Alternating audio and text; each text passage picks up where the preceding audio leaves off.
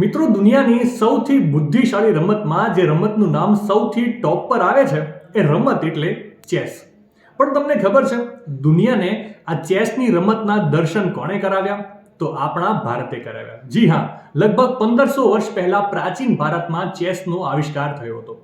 જે તે સમયે તેનું નામ હતું ચતુરંગ, જેનો અર્થ થાય છે સૈન્યના 4 વિભાગો. અને આ વિભાગો પાયદળ, ઘોડેસવાર, હાથી અને રથ હતા. અને પછીથી આધુનિક પ્યાદા, નાઇટ, બિશપ અને રૂક અસ્તિત્વમાં આવ્યા.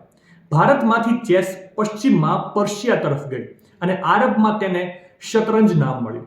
ચેસમાં ચેકમેટ શબ્દ પણ ફારસી વાક્ય શાહ મદ પરથી આવ્યો છે, જેનો અર્થ થાય છે રાજા લાચાર છે. 10મી અને 15મી સદીની વચ્ચે ચેસ સ્પેન અને ઇટાલી થઈને યુરોપમાં પ્રવેશી. 18મી સદીમાં પ્રથમ આધુનિક ચેસ ટુર્નામેન્ટ 1851માં લંડનમાં યોજાઈ હતી.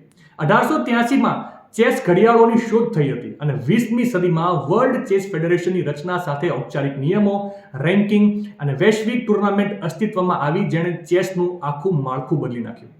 માહિતી સારી લાગી હોય તો તમારા ચેસ પ્રેમી મિત્રને આ રીલ શેર કરવાનું ભૂલતા નહીં. અને આવી જ અવનવી માહિતી માટે સંદેશ ડિજિટલ સાથે જોડાયેલા રહેજો.